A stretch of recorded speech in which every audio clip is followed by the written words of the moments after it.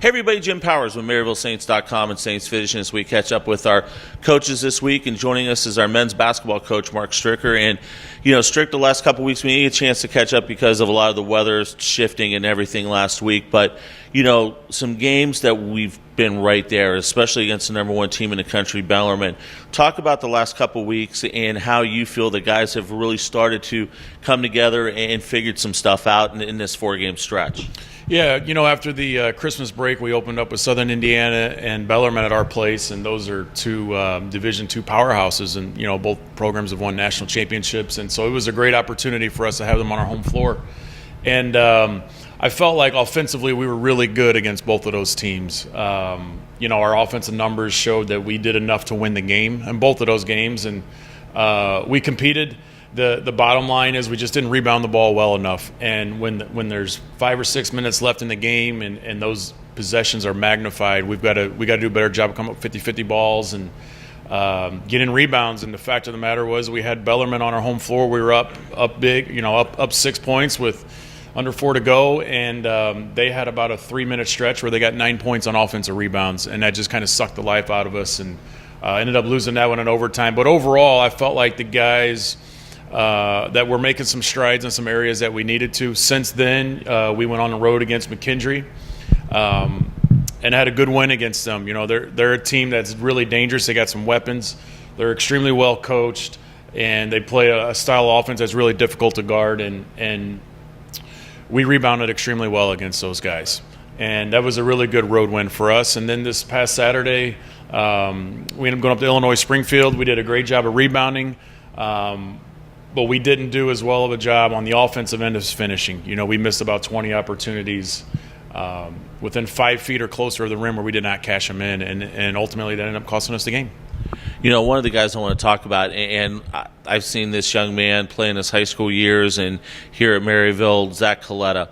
He has really come on, done some terrific things, and he's earned the playing time for you guys right now. I agree. Zach is offensively is really talented. He can shoot it. He can make floaters, pull-ups. He can really get to the hole. And we've always known that Zach could really do that. And the guys on our team respect that. They know when we do one-on-one drills and all that, Zach's one of the hardest to guard. But he's also done a lot better job on the defensive end of the ball. He's got a better idea of what he's supposed to be doing. And he is showing confidence on both sides of the ball. And, Chaz Galata got hurt. He had a little injury that he's dealing with, and we needed someone to fill in and step up, and Zach did that in a major way. And when he's on the floor, we're a lot harder to guard. And when you're putting the ball through the hole, your defense is going to be a little bit better because we're getting our defense set up. So Zach's done a great job for us. Middle part of the 3-week, 5-game road swing, head up to Quincy and Truman, two tough places to play right out of the gate. I know you guys have had a chance to see some Quincy stuff. What are going to be some of the things to do to take care of business against Quincy Thursday? Well, first and foremost for our team is we got to continue to have a defensive mindset if we're going to win games on the road. And I felt like we had that at McKendree. So we got to go up there understanding that we've got to keep them in check offensively, and that means a lot of different things. It means protecting the drives, rebounding, and knowing personnel and all that. And then on the other side of the ball, we've got to continue to do a better job of taking care of the ball. We got to get field goal attempts, which will help us set up our transition defense. And I know you guys haven't really looked a lot about Truman, but obviously they're a team that returned some veteran guys from the last year, and once again a tough matchup, especially at Pershing. Oh, of course. Any road game in the GLVC is a tough matchup. I mean, this league is no joke, and that's the beauty of league play. Coach Horner's done a great job with those guys. They've got some good returners.